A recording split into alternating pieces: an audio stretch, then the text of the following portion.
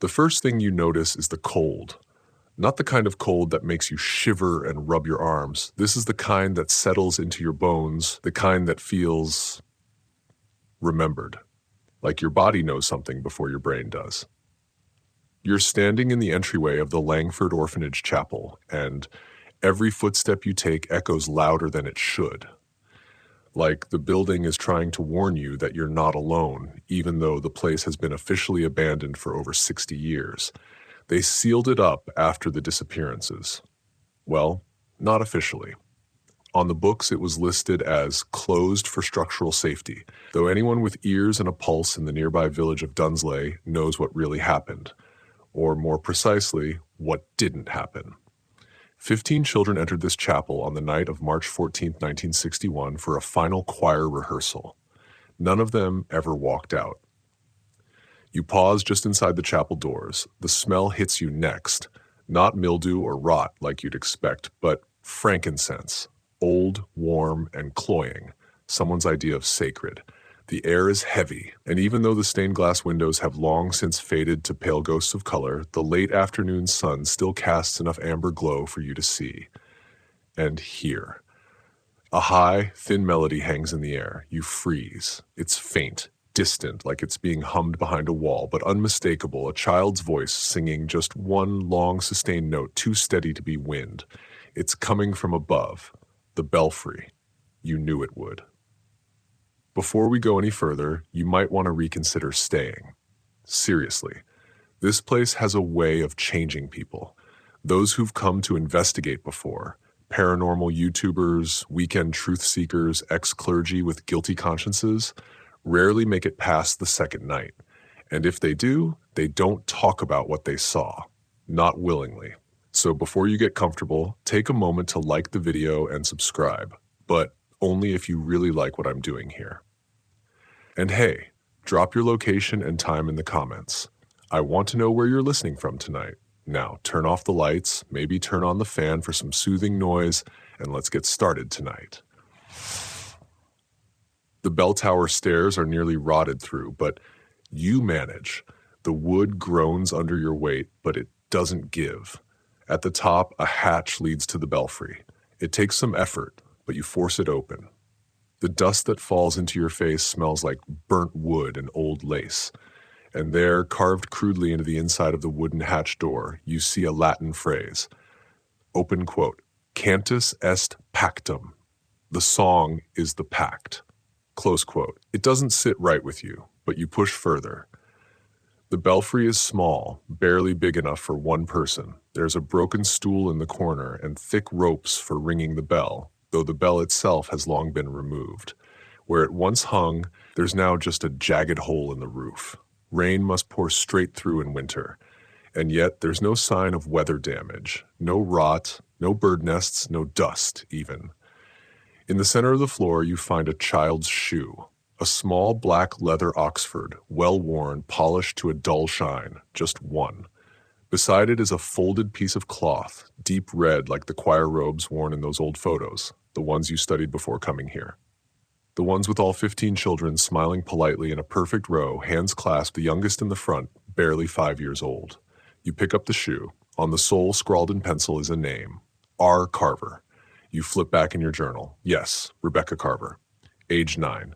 Alto. Missing since the night of the final rehearsal. No remains. No evidence. No answers. Except this. Except now.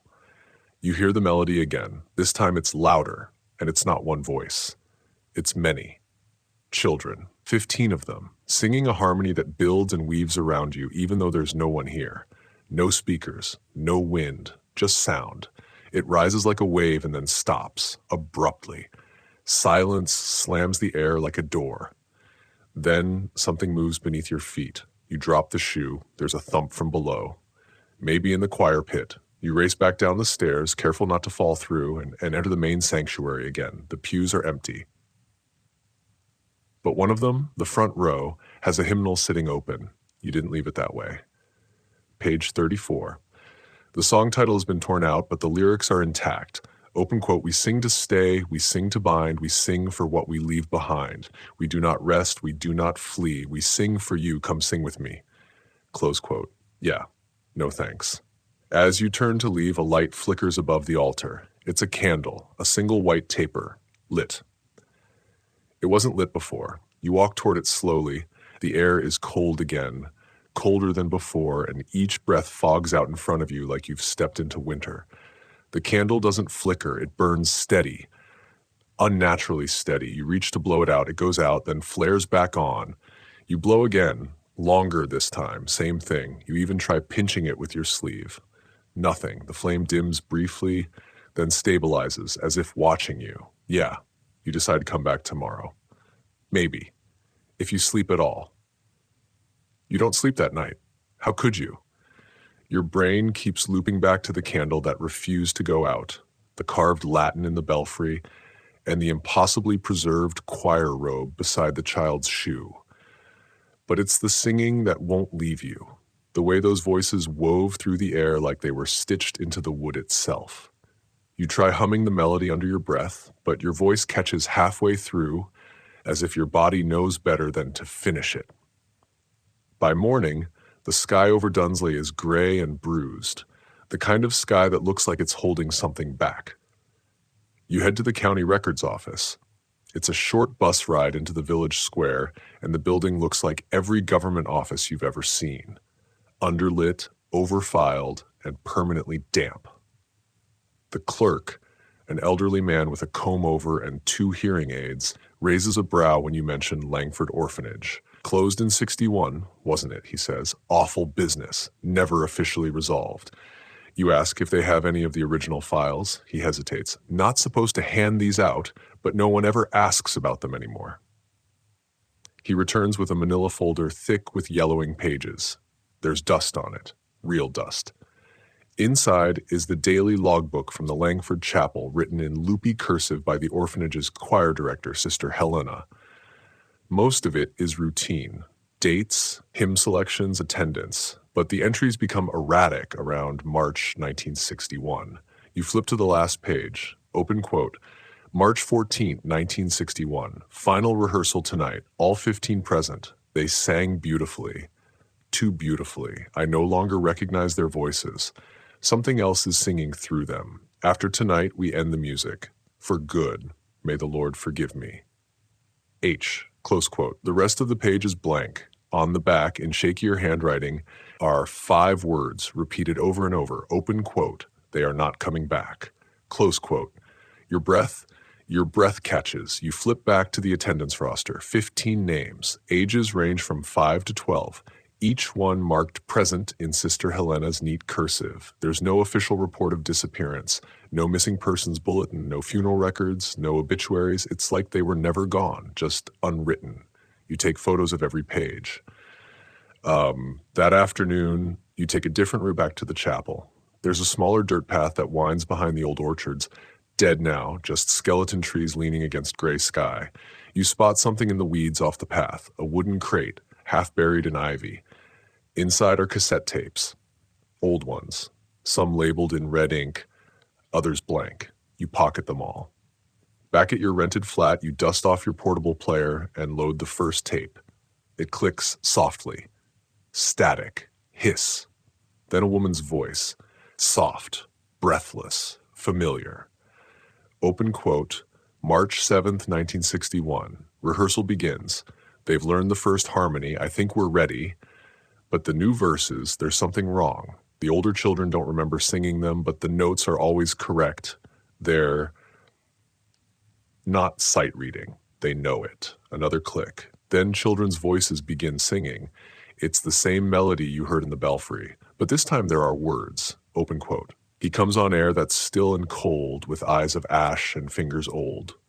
Close quote. You pause the tape, sit back, breathe. It's not just a rehearsal. It's a ritual, a warning, a recorded performance of something no one was meant to hear again. You try the second tape. This one's unlabeled. It begins with silence. Then footsteps, not towards the mic, away from it, like someone walking down a hallway. Then a door creaks.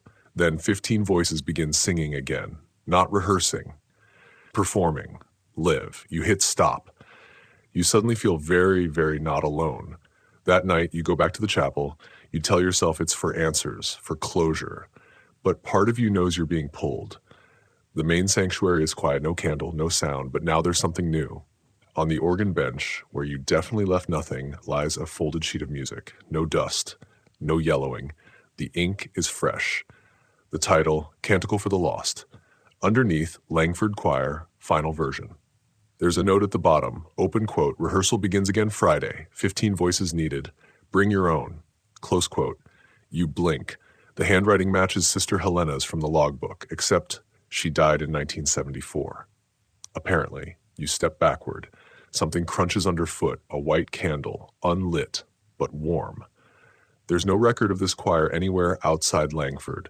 No newspaper articles, no archived audio, not even a memory stone in the village graveyard. And yet, that music exists, and it wants to be sung. You leave the chapel with the sheet in your hand. You don't remember picking it up, but it's yours now. You hum the first 4 notes without meaning to, and something hums back. You return to the chapel just after sunset. Why do you always go at night? Maybe it's the silence. Maybe it's because whatever is here seems to wait until the world quiets down, until the rest of the village has turned in for the night, and nothing remains but breath, dust, and memory. Or maybe you're starting to enjoy it. That should worry you more than it does. You step inside, and the air hits different, like a vacuum sealed tight with no time moving in or out. Everything is just where you left it. The warped pews, the cracked stone altar, the organ with its ivory keys stained like old teeth. But now the left wing door is ajar. It wasn't open before. The orphanage choir kept their robes in the vestry. At least that's what the old floor plan said. You'd tried the door yesterday, but it wouldn't budge. Now it's inviting. You shine your flashlight inside and instantly regret it. 15 robes, perfectly hung, perfectly spaced. They sway gently, though there's no breeze. Each one bears a name, embroidered in gold thread on the inner collar. The names match the list from Sister Helena's logbook. You read them aloud without thinking, like a roll call at school. Open quote, Rebecca Carver, Thomas Beale, Lillian Humphrey, Edward Lang, Annabelle Price, close quote. Your voice breaks on the last few. You're not sure why. They're children. You feel that now more than ever. This wasn't some abstract mystery anymore. These were kids, uniformed, obedient, lined up in the dark like toys waiting to be played with again. And then you notice the robe at the far end. It's different, slightly larger, darker red. You move closer and see a faint stain on the collar, brownish, almost like rust. But no, you know better. Blood, long dried, aged into the fabric. The name tag is missing. Instead, the inside of the collar bears a single stitched phrase, open quote, non vox tua, not your voice, close quote. You step back. One of the other robes, Rebecca's, falls from its hanger without warning. You didn't touch it. You didn't breathe near it. It just fell. You stare at the floor, heart kicking like a drum. There's something beneath the fallen robe, a slip of paper. You reach down and pick it up. It's a torn hymn sheet. You recognize the notes, part of the melody from the tape, but the lyrics are scribbled in frantic ink. Open quote, don't sing alone, don't sing off-key, don't forget the 16th voice, close quote. 16th voice? You double-check the list. 15 children, 1 choir director. That's 16. But Sister Helena didn't sing, did she? Or did she? You step out of the vestry, suddenly very aware that something is different about the building's atmosphere. It's like someone's holding their breath or waiting for you to. Your flashlight flickers. You tap it. It steadies. You glance at the far wall and your blood goes cold. A mirror. You hadn't seen it before. And in it, the robes still sway. All of them, even the one that fell, especially the one that fell. But when you turn around, nothing moves. You stare at the mirror again. A 16th robe now hangs in the center. You whirl around. Nothing there. Back to the mirror. There it is. And now there's something inside it. A figure, child-sized, face obscured, just standing, watching you. Still as the grave. You grab your bag and walk quickly to the exit, trying not to break into a run. You don't look back. Not until you're outside. You close the chapel doors behind you. Lock them, even though you know locks are meaningless here. The wind picks up. No, not wind. A whisper. It floats across the empty grass. The phrase from the music sheet. Bring your own voice, bring your own verse, bring your own body. You don't sleep that night again. Instead, you listen to the third tape, the unlabeled one. Children laughing, clapping, singing, then a scream, brief and sharp, then silence, and then a voice, older, calm. There was never a 16th voice, it says. There was always only one, using them all. Close quote. You pause the tape, you stare at your reflection in the blank screen of your recorder, and for a moment, you think you're wearing red. You take a train the next morning, or maybe it's still night. You're not sure anymore. Your sense of time is fraying, unraveling like a hymn that never ends. Your hands are trembling, and you keep humming that same melody without meaning to. It lives in your throat now, like a parasite that hums back. The destination, St. Elwood's Retirement Hospice, a squat limestone building tucked behind hedgerows just outside the village. You found the name scrawled in pencil on the back of one of the hymn sheets, along with a note, open quote, ask for Brother Matthias. He was there that night. Close quote. You didn't plan on meeting a survivor. In fact, you were starting to believe there weren't any. The front desk nurse, a woman in her late 40s with tired kindness in her eyes, raises an eyebrow when you say his name. He doesn't speak much, hasn't in years. You ask how long he's been here. She hesitates. Since 1962. That hits you like a slap. The disappearances happened in 61. He checked in less than a year later. She leads you down a corridor that smells like boiled cabbage and lemon cleaner. Every footstep echoes weirdly, like the building is waiting to say something and just can't. Room 117.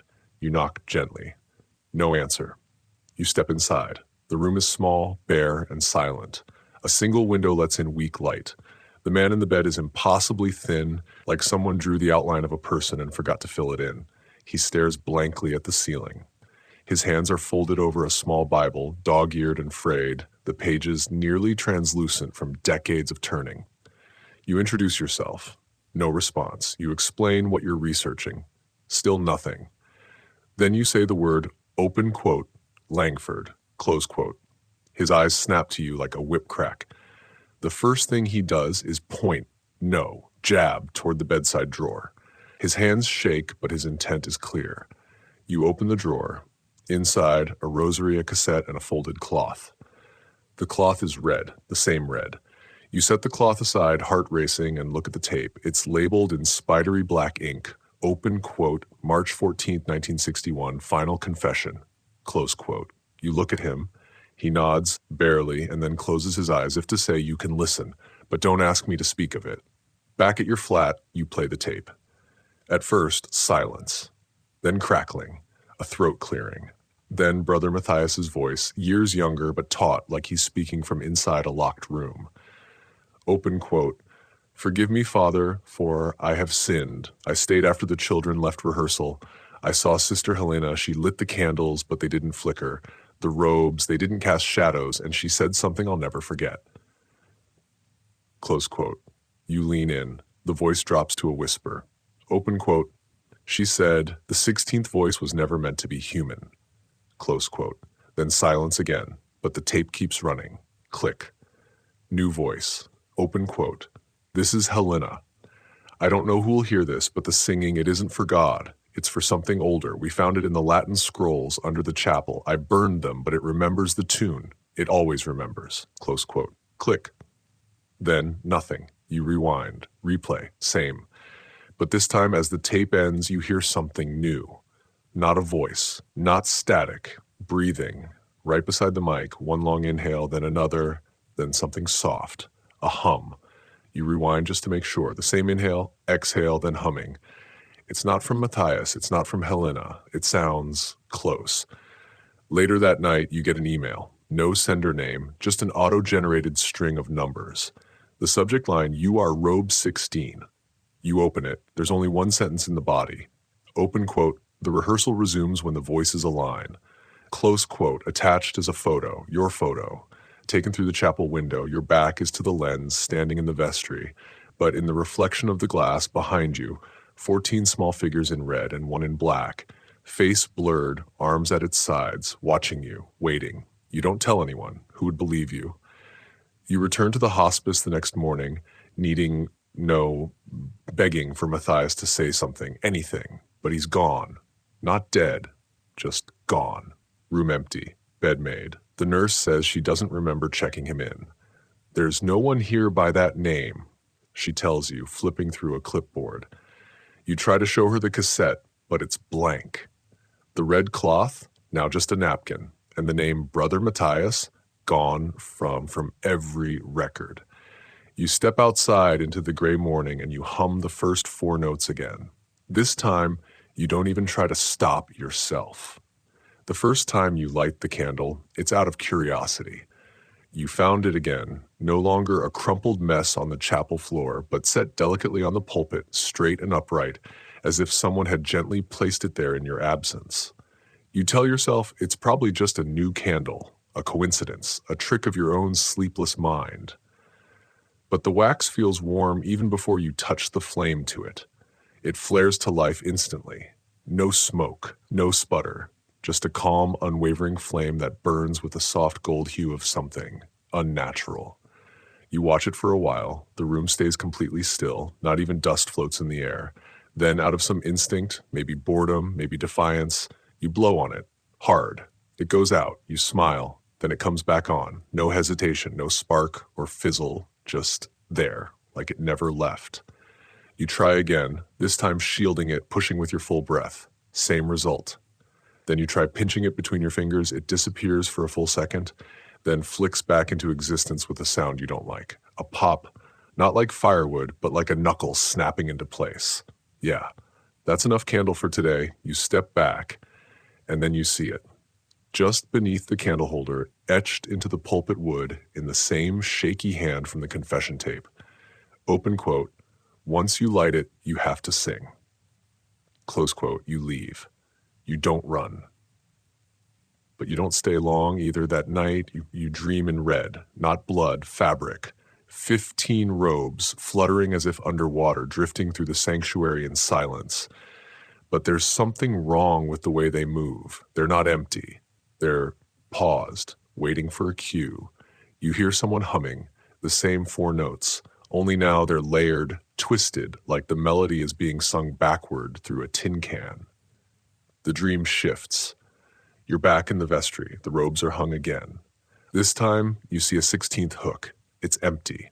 Then slowly, a robe begins to form on it. Thread pulling itself into fabric, sleeves knitting from the air, and your name is being embroidered on the collar. You wake up choking. The hymn is on your lips again.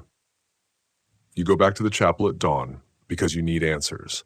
Not whispers, not dreams. Something real. And maybe in your stubborn, sleep-deprived brain you think, maybe the answers are in the music itself. You sit at the old piano in the choir pit. It groans under your weight. You lay the hymn sheet down in front of you, the one labeled Canticle for the Lost. You run your fingers over the ink. It's still fresh days later. You place your fingers on the keys, and you play the first line. The room answers. A gust of wind swirls inside the chapel, even though the windows are sealed and the doors are locked. The air pressure shifts so hard it pops your ears. You stop playing. The silence feels like punishment. You turn to the pews, empty, of course, and you say out loud, "What do you want?" It's not until you look back at the sheet that you notice the words are changing. The ink shifts, a new line appears. Open quote, "We only want to finish," close quote. Then another, open quote, "Finish the song," close quote. You back away and your foot hits something. The candle. It's on the ground now, lit, not rolling, not flickering, standing upright on its base, just watching you. No, not watching, waiting. You reach down against all better judgment and lift it. It feels heavier than before, as if it's holding something inside. You whisper, "Finish what?" And something answers from the organ, 3 notes, played slowly, intentionally.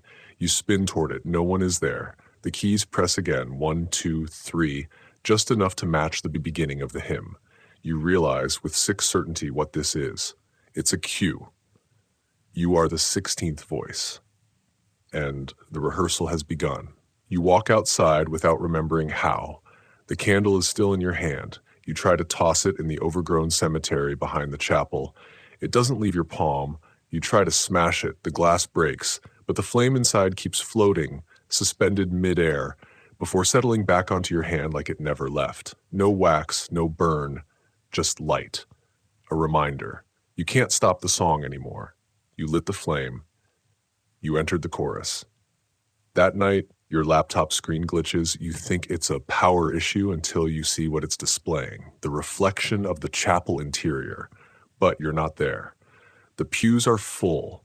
15 children in robes, heads bowed. The 16th seat is empty. Then, after a moment, the screen goes black, and a single message types itself across the screen. Don't be late for practice. You return to the village. Again. The train conductor doesn't even check your ticket anymore. He just nods slowly when he sees you. You wonder if he's seen the flame in your hand. You haven't let go of the candle since yesterday. Haven't been able to. You tried stuffing it in your bag, but it ended up back on your bedside table, lit. Even now, tucked under your coat and wrapped in a scarf, you can feel its warmth. Like a fever pressing into your ribs. And it's still not dripping wax. You walk through Dunsley's Center, past the butchers, past the shuttered post office, to the place where the real stories live. The back room of the Dunsley Public Library. The librarian, a woman named Miriam, who looks like she was born in tweed, recognizes you from your last visit. Back again, she says, not unkindly, but with a tinge of that British suspicion usually reserved for cultists and tourists. You tell her you're researching the Langford disappearances. Her face tightens slightly. We don't talk about Langford, she says. You press gently. Academic research, lost history, restoring the past, all that. Eventually she relents. Sort of. I can show you the locked files, she says, but only under supervision. You're led into a cramped archive room filled with brittle folders and the scent of ghosted newsprint. She unlocks a cabinet marked Closed, 1960-62, and gestures to a fat stack of files labeled Langford Home for Children. You dive in. At first, it's what you expect. Ledgers, donation receipts, grainy staff photos. Then, toward the back, you find a newspaper clipping, the Dunsley Chronicle, dated March 16, 1961. But something's wrong. The headline doesn't mention a tragedy. It reads, Langford Choir performs final concert, glorious evening of praise. You read it again. No mention of disappearances, no missing children. The article even lists the names of the performers, the same 15 children you know vanished, and describes how the angelic voices brought parishioners to tears. It's a full-page review of an event that shouldn't have happened. You look at Miriam. She's reading it too, frowning. I've never seen this before. She pulls another folder. Inside are church bulletins from the following week. Same story. The Langford Choir sang, and apparently sang again the week after. 5 more performances listed, one every Friday. You flip through them in disbelief. But here's the thing. The same hymn titles are listed for each date. The same order. The same names. The same glowing praise. It's like they're copying and pasting the same concert again and again. No new announcements, no updates, just looping. Was it a printing error? Miriam asks, voice hushed. You flip to the final bulletin, April 21st, 1961. Open quote, final performance of Canticle for the Lost Choir to disband afterward. Please arrive before dusk. Doors will lock at 7 sharp. Close quote. You freeze. That's the same phrase from the sheet music you found last week. Canticle for the Lost. You look again. Small print at the bottom, open quote, choir robes provided, volunteers welcome, close quote.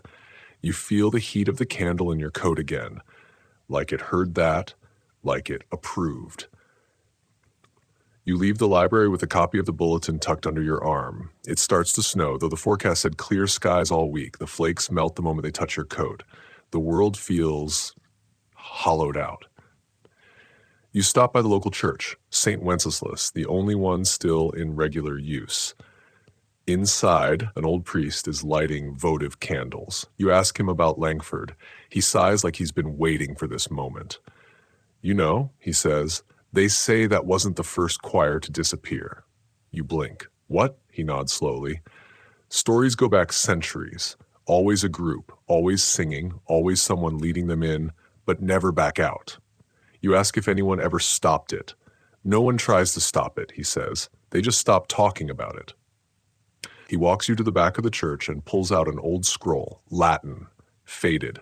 But one phrase stands out, scrawled across the margin, open quote, Vox sextus non humanus. The sixth voice is not human, close quote. You count in your head. In a standard choral arrangement, there are usually 5 parts, soprano, alto, tenor, baritone, bass. But this music, it adds 1. You don't say it aloud, but your heart does.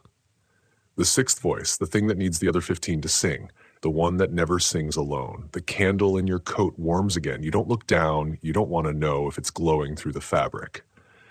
Later that night, you receive a voicemail from a number you don't recognize.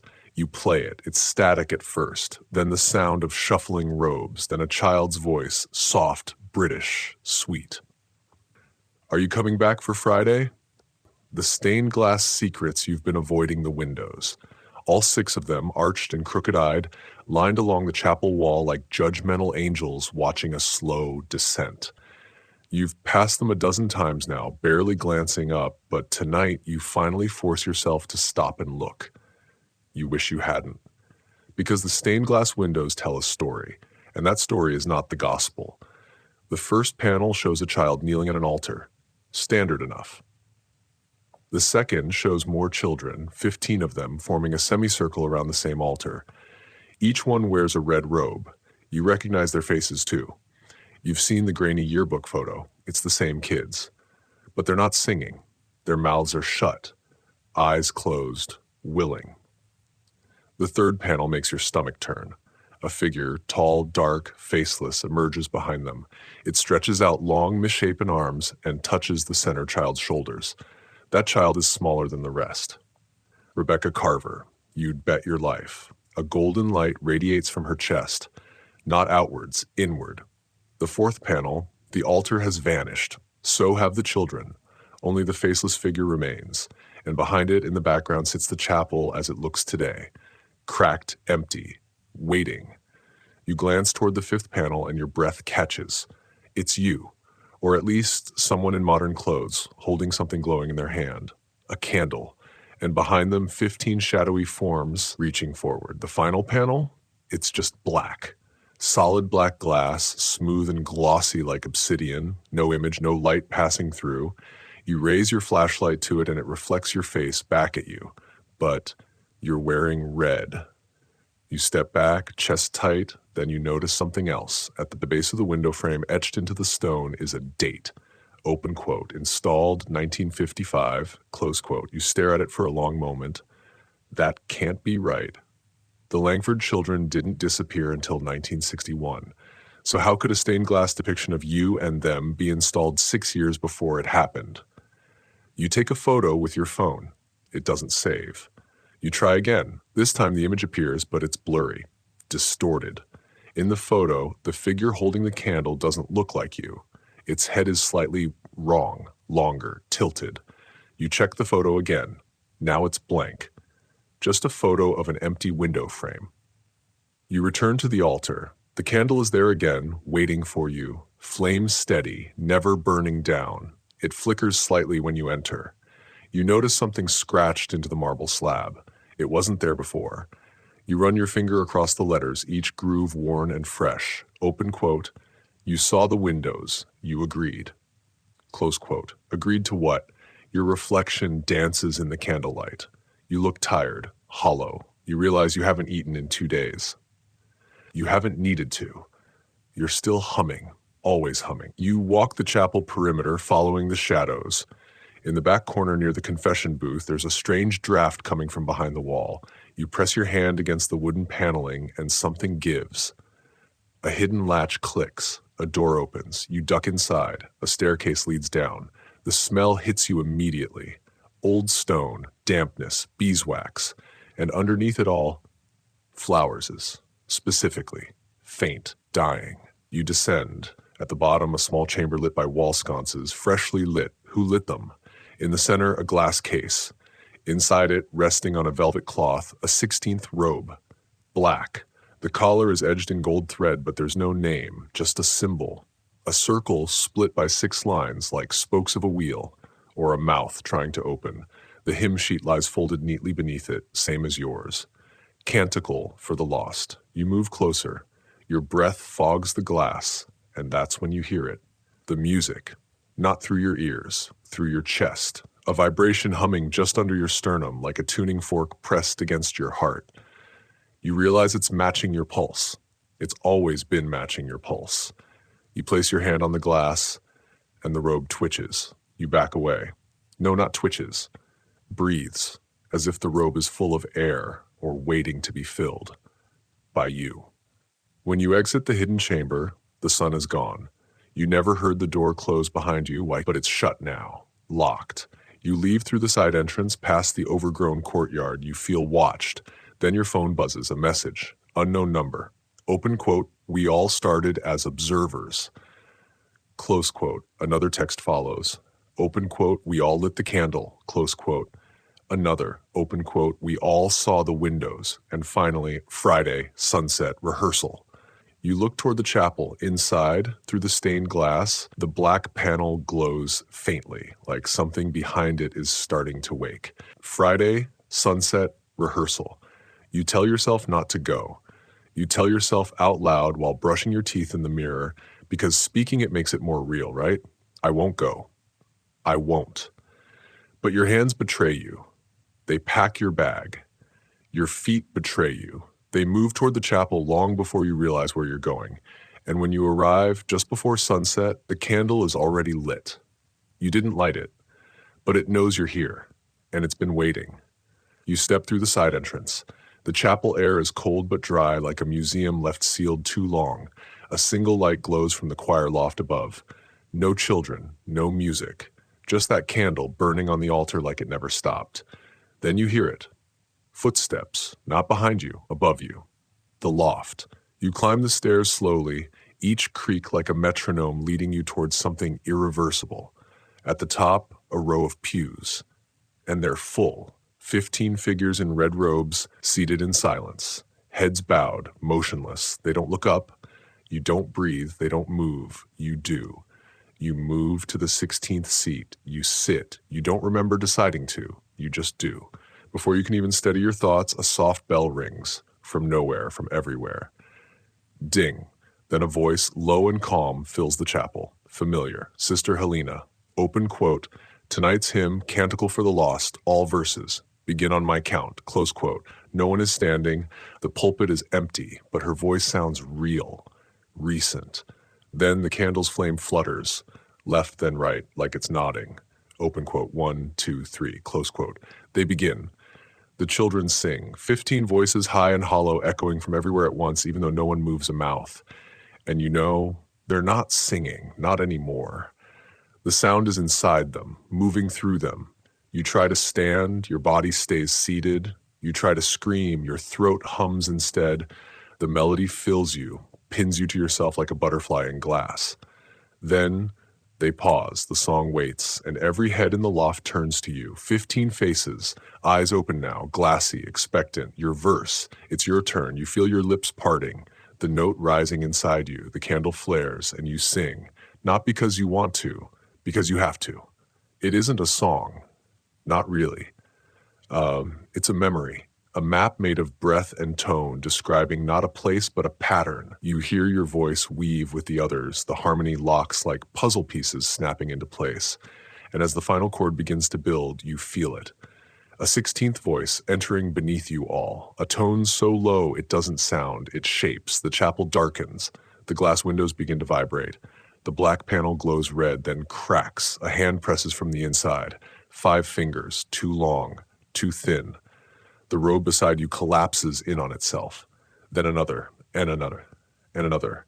Red robes falling like poppies after a war. They aren't gone. They've just been replaced. You stand, or something stands in you. The choir loft tilts, not physically, just perceptually. The world leans toward the altar. The hymn ends. The final note echoes endlessly until, click. Silence, total. No wind, No sound, no heartbeat, and then a child's whisper, close, directly behind you. Open quote, thank you for finishing it. Close quote. You wake on the chapel floor, alone. The robes are gone, the candle is gone, the altar is clean, the sun is rising. You scramble to your feet, expecting pain, confusion, anything. But your body feels light, too light. You check your phone. It's Friday, still Friday, 5:55 p.m., the wrong time. You check again, the phone blinks, the screen flickers, then shows a new lock screen image. Not one you took. A photo of the choir loft. You seated in the 16th chair. But your eyes are black, and your mouth is open wider than it should be. Like you're still singing. You drop the phone. It shatters. Finally. Back at your flat, your reflection doesn't quite match you anymore. It moves with you, sure, but slightly out of sync. A fraction of a beat off. You smile, it frowns, you hum, it blinks, you stay still, it tilts its head. Behind it, on your dresser, sits the candle, unlit, waiting. You walk over and open the window, hoping for cold air, for something normal. Instead, you hear a sound drifting up from the village, a children's choir singing in perfect harmony, 15 voices, plus one more, yours. You don't remember lighting the candle, but it's burning again on your kitchen table where your laptop used to be. You're sure you left the flame at the chapel, or maybe you snuffed it out on the windowsill, or maybe you threw it in the river last night. You can't quite say. But there it is, still standing, still lit, still perfect. You sit across from it with a bowl of cereal going soggy in front of you. The milk looks off color, like it's already curdled. You don't eat. You haven't really eaten in days. You're not sure you even need to anymore. You hum without meaning to. That same melody. It's a muscle memory now, like blinking or breathing. In fact, sometimes you wonder if it's replacing breathing. Your doorbell rings. Twice. You don't move. Who rings doorbells anymore? The third ring is accompanied by a soft knock.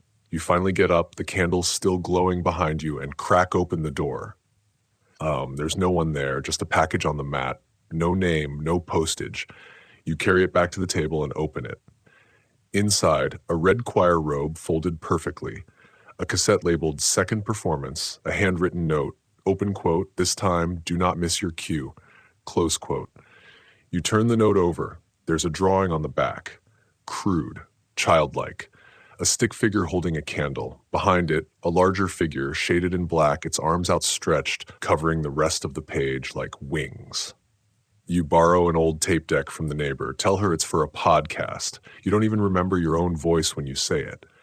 She looks at you too long, like she's trying to remember something about you that isn't quite fitting anymore. You play the tape. At first, it's just the same melody. But this time, you can hear yourself singing, leading. There's another verse now. Open quote, he sang once more through tongue and throat, through borrowed breath and blood-stained note. And now his voice, it moves again, through open mouths and skin of men, close quote. The other voices trail off. Yours keeps going. It's not just a performance, it's a transmission, and you're the antenna. That evening, your phone buzzes. A text, unknown number, again. Just one word, open quote, tonight, close quote. No time, no place, but you know exactly where. You arrive at the chapel right after midnight. The door is unlocked. You enter slowly. No candle, no robes, no choir, just the smell of wax and old wood. The stained glass windows are completely dark now, black like obsidian, absorbing every bit of moonlight. The sixth window, the one that used to reflect you, is shattered. Glass litters the floor in a perfect circle. You follow it to the altar. There's a mirror there now. Not a window, a mirror in a brass frame, old and warped. And when you look into it, you see the pews behind you, full again. 15 children in red robes, all turned toward the mirror, toward you. But when you turn around, nothing. Empty chapel. You look back at the mirror. They're still there. And now they're standing. One by one, they rise. But something's changed. They're taller, their arms longer than before, their necks tilted at impossible angles, like someone grew them too quickly, like someone wore them too long. They move forward in the reflection, but the sound is real. Footsteps on stone. growing louder. You close your eyes and the music starts again. From nowhere, frowhere, from everywhere. Your throat opens, your voice joins. Not out of fear, not out of control, but out of necessity. You are the 16th voice now. You know the melody, you know the verses, and you know exactly when to come in. The music swells, you feel your ribs vibrate, you feel your spine loosen, stretch. You feel your skin hum. The children are at your side in the mirror now, their mouths open wide, wider. They're not singing, you are, you alone. Their mouths are empty caverns, waiting, feeding. You black out, not sleep, absence. When you come to, it's daylight. You're back in your flat, no candle, no cassette, no robe, but your voice is hoarse and your voicemail inbox is full. 12 missed calls, all from your number. Each voicemail the same thing, the melody, over and over, played backward in your voice. You open your closet, the robe is hanging there, pressed, waiting. Its collar now bears a name, yours, but not the one you were born with. A new name, a Latin name. You try to read it aloud, but your mouth doesn't open far enough, so you hum it instead, and the robe hums back. You begin to hear it everywhere, in the radiator at night, in the rustle of trees on still days, in the clink of utensils in the kitchen drawer. The hymn, always the same melody, always at the edge of hearing, like the world itself is clearing its throat about to join in. You think about telling someone, a friend, a priest, a stranger, but then you hear the melody in their voice too, even when they're just saying hello, even when they're asking for directions, even when they cough, and sometimes, just for a split second, their mouths move out of sync with their words, like their bodies are reciting one thing and something else is watching from the inside, waiting for its turn. You stop talking to people after that. It feels safer. The robe stays in your closet, but lately, it's not staying still. You leave it on the hanger one night. Next morning, it's folded neatly on your bed. You lock the closet door. The next day, it's draped across your desk chair. You try burning it. The flames lick the fabric for 5 full minutes, but the robe never blackens, never smokes, just glows faintly like it's enjoying it. The music gets louder the further you are from it, like the robe is a dam holding back the sound, and without it, the pressure builds. You wear it once, just for a moment, just to see, and for the first time in days, the hymn stops. Total silence, until you take it off, then it screams, not through your ears, through your blood.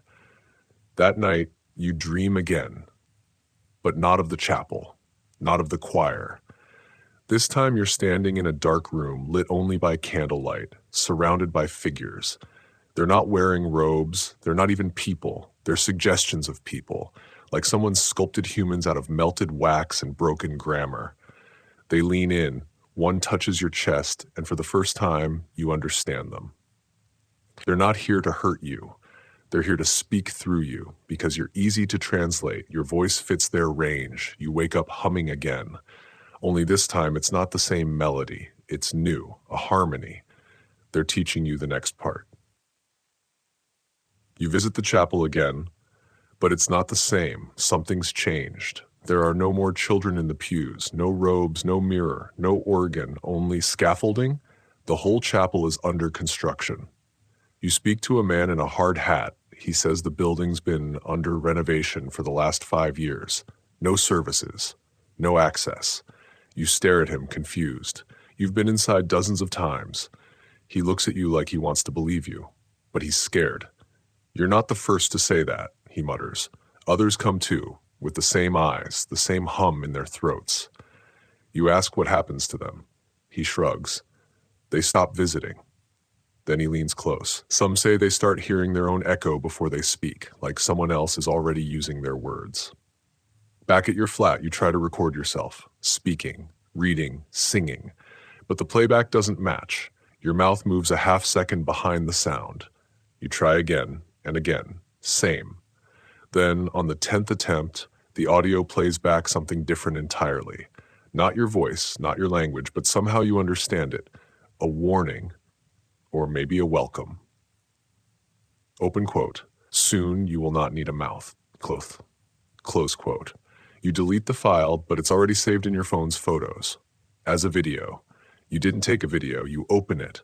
The image, your bedroom viewed from the ceiling, you asleep, mouth wide open, arms stretched toward the ceiling like a marionette waiting for strings. In the background, the faint sound of children laughing. Then one voice, open quote, he's ready, close quote. You try going to the hospital, maybe to check yourself in, maybe to make it stop.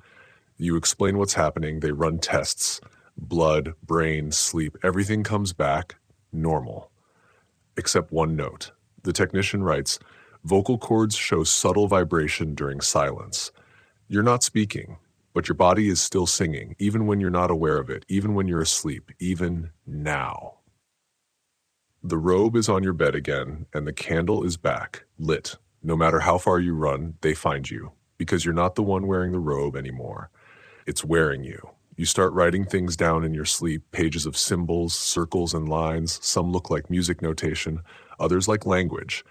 You send one page to a linguist friend anonymously. She replies, open quote, this isn't writing, it's resonance mapping. It's how a voice finds a body, close quote. She calls it a kind of vocal possession template. Then she blocks the number. Later that night, your phone buzzes again. No text, just a recording. You play it. It's you, singing perfectly in Latin. You don't speak Latin.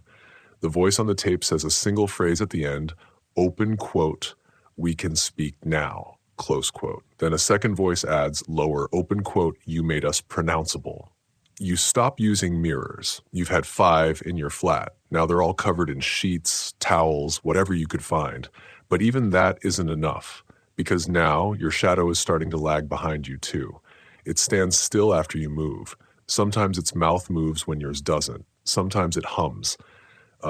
You think about filming it, but you know better.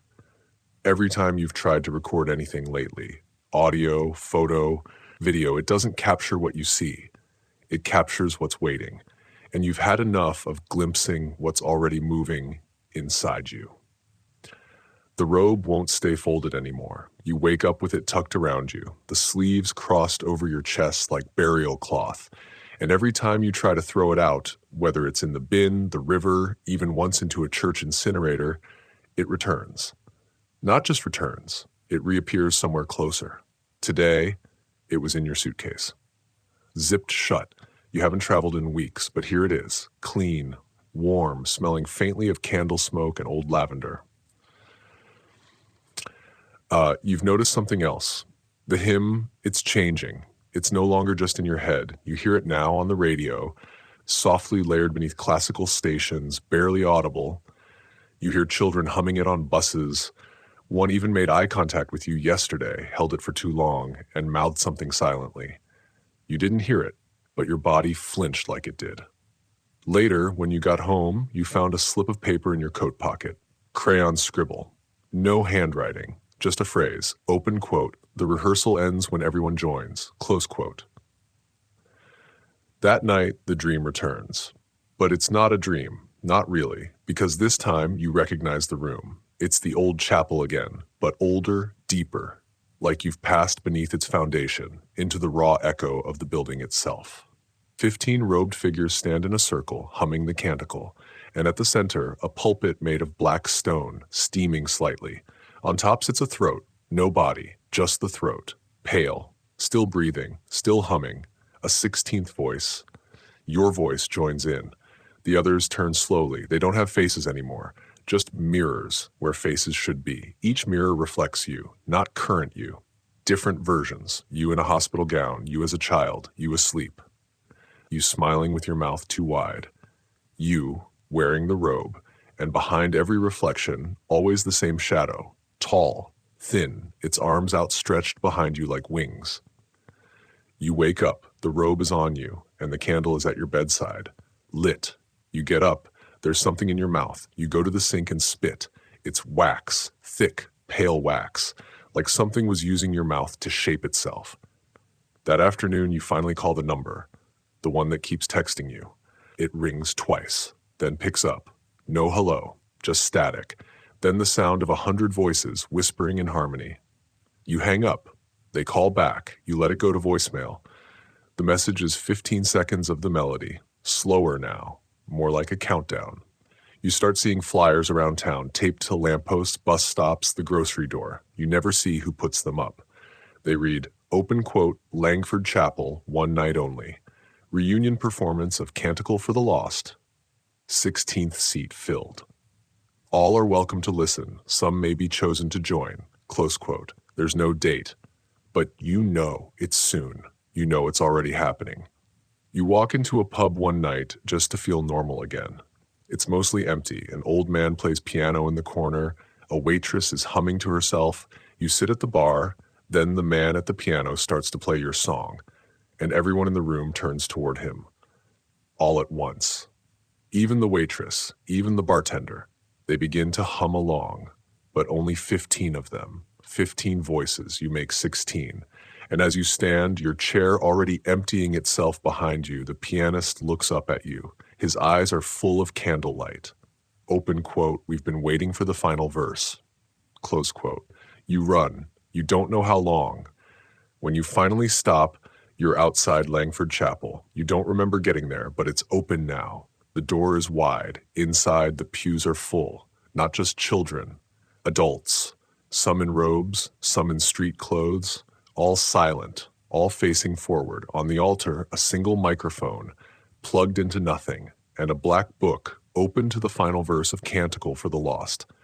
There's only one line written, open quote, sing this and you are no longer alone. Close quote. Your throat itches, your tongue pulses, your breath shakes like it's trying to shape itself into something round and final. The microphone flickers, the candle lights itself, and in the quiet you hear it.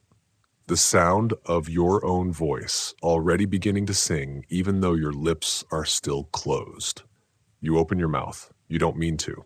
It just happens, like a reflex. Like a yawn you can't stop. The sound that comes out isn't yours. It's too old, too wide. It bends the air around it, stretches the candlelight thin until the shadows curl inward like leaves set on fire. The congregation doesn't flinch.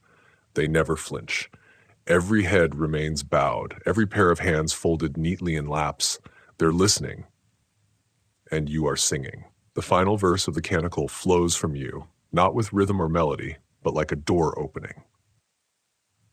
The black book on the altar flutters its pages without wind. Behind you, the chapel breathes.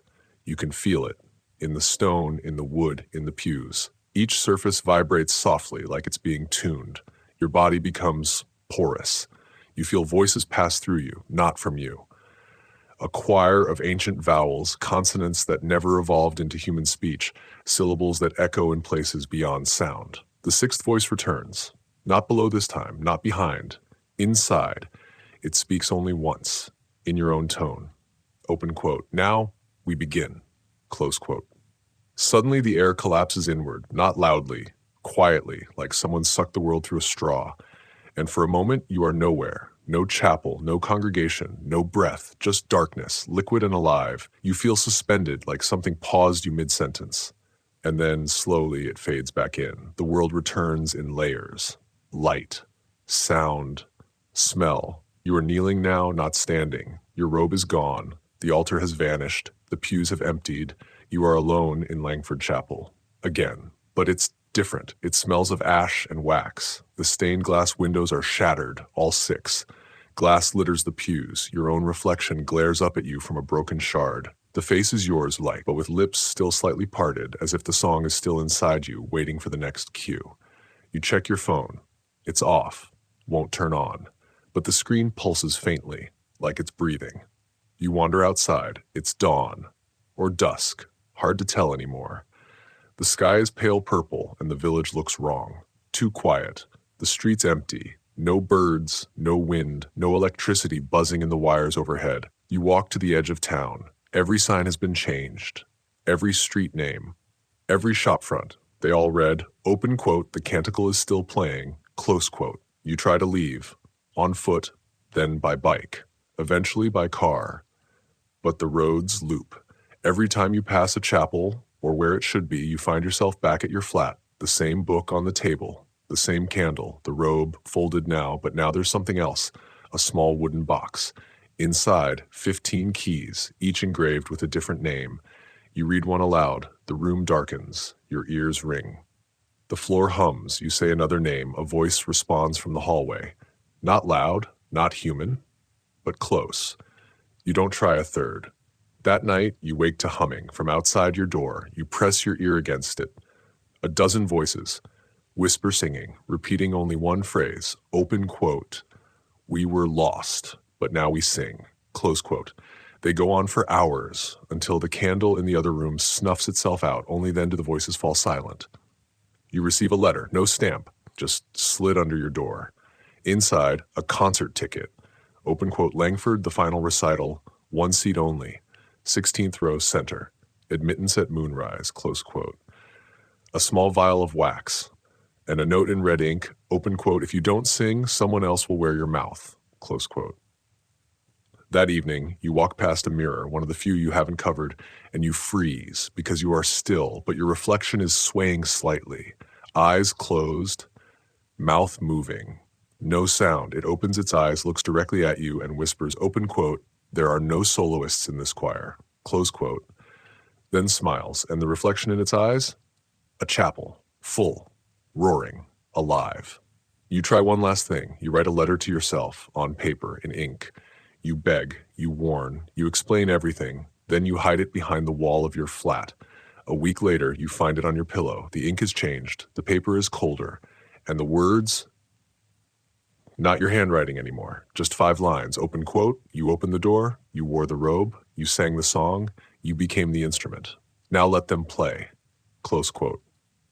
And still, everywhere you go, people begin humming, just softly, just a few bars, in elevators, in taxis, in parks, and always 15 voices at first, then yours, not out loud, but in them.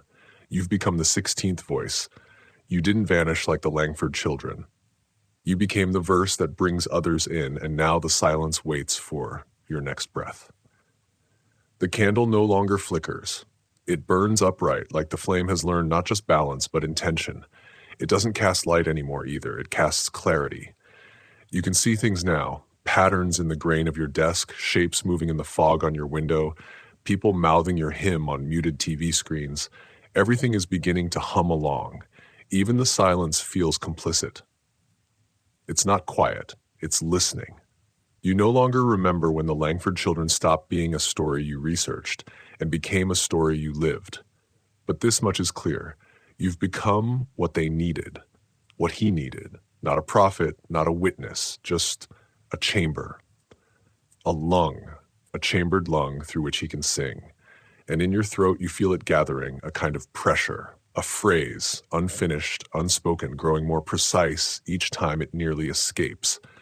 Every time you try to speak, it gets closer to forming itself. You've stopped using words. Your voice belongs to something else now.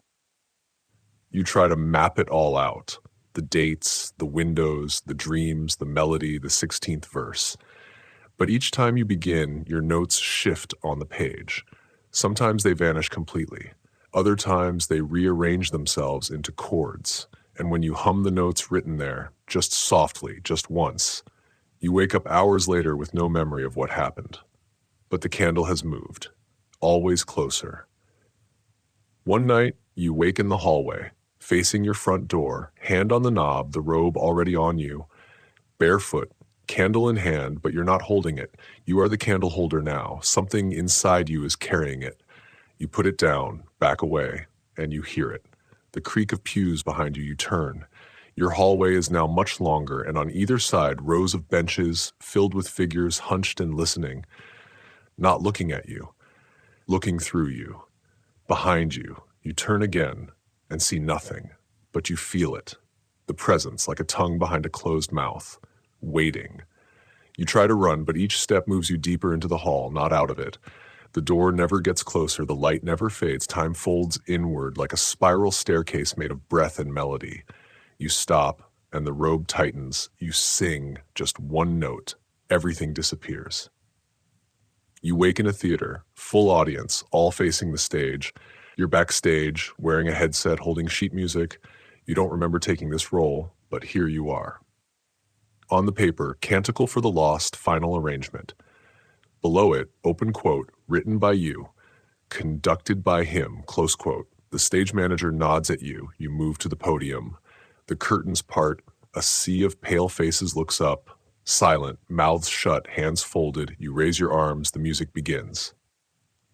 But it doesn't come from instruments. It comes from the air itself, from lungs long buried, from bones that never stopped humming, from mouths that aren't open but are still singing. And underneath it all, a bass note. Deep, relentless, not heard, felt. It vibrates your spine until your body forgets its flesh and remembers it's just resonance. And in that moment, you understand the purpose. This isn't a performance, it's an invitation. Each note is a key, each verse a door. And now you've opened all of them. The walls of the theater peel away. You are not indoors, you are not outdoors, you are standing in a shape, a chapel made of sound, floating, endless, and every star above you, a face. 15 faces, watching, humming, waiting for the 16th to join them. You sing your line and they breathe it in. You fall backwards, back into your flat, back into your skin, gasping, burning. The robe is gone, but the weight of it remains on your shoulders. You touch your throat. It's cold, too cold. You try to speak, no sound, then you've said enough. A voice from inside your head? No. Inside your silence, and it speaks in your voice. Only perfected. Refined, deeper, older. It continues. Open quote. There is only one verse left. Speak it and the silence will learn to sing. Resist and someone else will wear your tone. Close quote. You understand. It's not about belief. It never was. It's about repetition, melody as infection, harmony as architecture. You're not the story. You're the vessel. And the final verse has already begun. The note that cannot end. You avoid sleep for 3 nights straight. You drink bitter coffee, you pace, you hum old pop songs, gospel hymns, radio jingles, anything to drown it out. But it doesn't matter. The canticle waits beneath everything, like the baseline of the universe. Even silence vibrates with it now, even your breath. And then, on the 4th night, something changes. You hear someone else humming it from your kitchen. You live alone. You step toward the door slowly, heart pounding like a drum out of sync. Inside, the candle is lit. The wax has melted into letters on the table. Names. 17 of them now. 1 new. Yours. A girl sits at your kitchen counter. Red hoodie, white sneakers swinging off the bar stool. You recognize her. From the Langford photo. Top row, far left. You blink. She's older now. Your age. Maybe even older. She turns and smiles like she's been waiting hours for you. Open quote.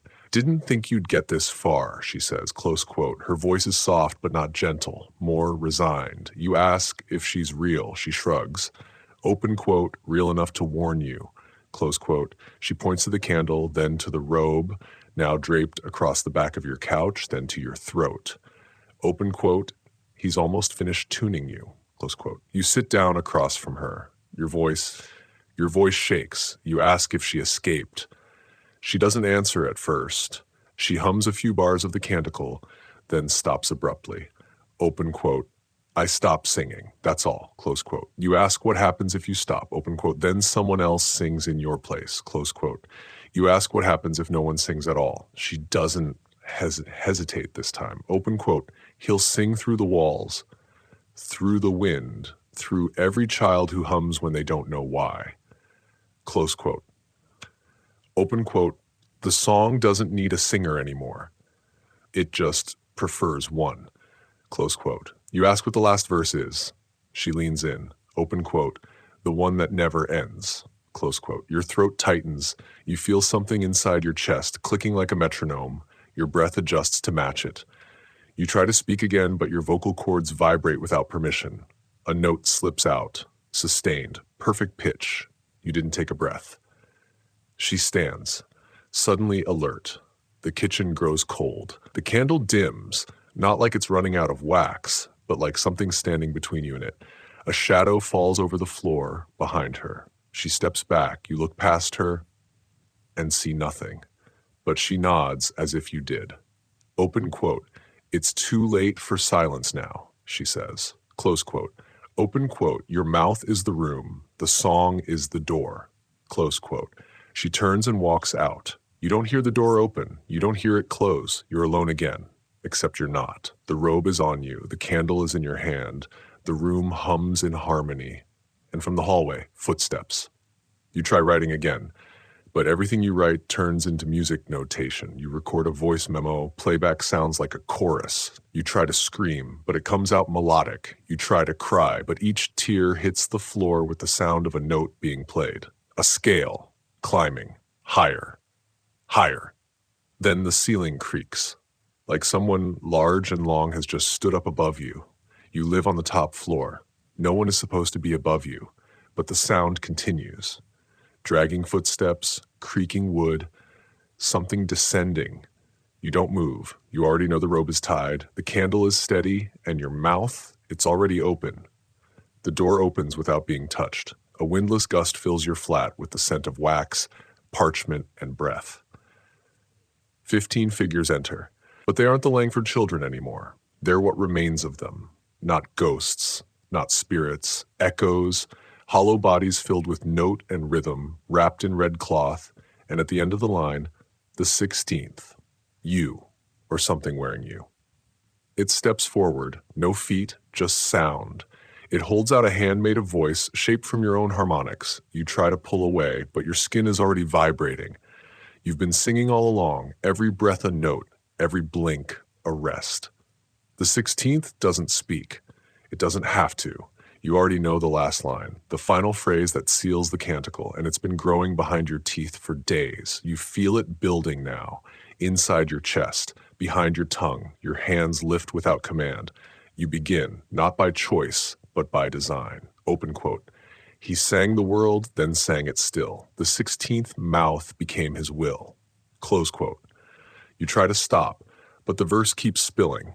A long, drawn-out final note, a sound that doesn't fade. It just shifts, becomes something else. And as the sound stretches, the room dissolves, the walls melt, the lights flicker out, and all that remains is song, a single, endless note. We are all the 16th English fries. You don't remember finishing the note. Maybe you never did. Maybe it just kept growing, folding in on itself like breath without lungs, like music that writes its own listener. Because when you wake, if waking is still what this is, you're somewhere else entirely. Not your flat, not the chapel, just a room. No windows, no doors, just candlelight hanging in the air like stars on strings suspended over an invisible ceiling. You're standing in the center, robe pressed and tied, candle in hand, throat aching. Across from you, 15 chairs in a semicircle. Occupied. The children, but not children. They're not aged, not ageless, just aligned, like tuning forks held by gravity. Each wears their red robe proudly, eyes calm, mouth slightly open, waiting. You feel the final lines swelling behind your tongue again. It wants out. You close your mouth. You try. But your lips twitch, your tongue flexes, your breath skips the beat of normal rhythm. You're no longer singing, you're resonating, you are a hall, you are a hymn. They begin humming first, just under their breath, then louder. And when they do, the chairs disappear. The floor dissolves. You float, not falling, just becoming light. Each note sung draws a string between you and them, invisible threads of sound pulling you into their song, weaving you into the fabric of whatever this is. And then they stop, together, perfectly. You expect silence, but silence doesn't return, because he arrives. Not a man, not a god, not even a shape. Just sound, a low vibration that passes through the bone of reality, tuning everything it touches. Your vision bends, your hearing splits. You hear every voice you've ever known, all singing the same line, backwards, forwards, in every key. And at the center, a single syllable, carved in wax. It means nothing in any language you know, but it fills you with recognition, because it's your name now. You are the 16th. He doesn't speak. He doesn't need to. You know what to do, and so you do it. You open your mouth, this time without resistance, and let the song come through. The world unfolds, not ends, unfolds, like pages turned backward. You see everything, the Langford children not taken but transcribed, made into verses, sung across generations, whispered in sleep, hummed in classrooms, muttered into pillows. You see every candle, every robe, every child who vanished in every village that kept the hymn quiet for centuries. and you see yourself, a child long before now, hearing a single humming note through a crack in the church floor, and you remember loving it. Even then, you descend, gently, back into your room, flat, streetlight through the blinds, everything as it was, except now it listens to you. The walls shift slightly with each breath. Your bed sighs under you like it knows your name. The air tastes faintly of wax and melody. The candle on your desk still burns, still perfect, but next to it, a second candle, unlit, and a small slip of paper beneath it. Open quote, choose the next voice carefully. You wake the next morning, truly wake this time, with no robe, no candle in your hand, just a song stuck in your head, one you don't remember learning. You don't hum it, but others do. Outside your window, someone is whistling it as they walk past. On the bus, someone taps the rhythm with their shoe. A baby babbles it as her mother rocks her. And you realize you're no longer the 16th voice. You're just the first of the next choir, because the song is spreading again, just like it always has. And now you understand the Langford disappearances. There was no abduction, no crime, no miracle, just recruitment. The children didn't leave. They changed key and became part of something larger, older, hungrier. Something that doesn't need bodies, just voices. Now, when you close your eyes, you hear them, singing in the silence between breaths, in the buzz of lights, in the spaces where sound should not be. They never stopped. They never will stop, unless you stop listening. But you won't, because it's beautiful, isn't it? So familiar, so soft, so welcoming. So here we are, the end of the story, or maybe the beginning of a quieter one. You've made it through 15 nights, each darker than the last, and somehow you're still here, still breathing, still listening. The voices are softer now, aren't they? Fainter, like a song winding down just before it fades into silence. But this isn't silence, it's still there, beneath everything, like a hum beneath the floorboards of your mind. A distant choir that never needed an audience, just a willing room. And maybe now part of you is echoing back, a tone, a word, a vibration behind the tongue. It's okay, you don't have to be afraid of it anymore. The Langford children, they didn't vanish, they didn't run, they didn't fall victim to anything supernatural. They just listened too closely, and then became something else. And now, so have you. Not lost, not taken, just attuned. So when you hear someone humming in a place they shouldn't, when you wake to find a candle lit even though you live alone, when your voice doesn't quite match the one in your head, just remember, you've already sung your part. Now it's someone else's turn. And if they listen carefully, they might just hear you. Still humming, softly, faithfully, forever. Now turn off the lights, maybe turn on the fan for some soothing noise. And let's call it a night. Good night,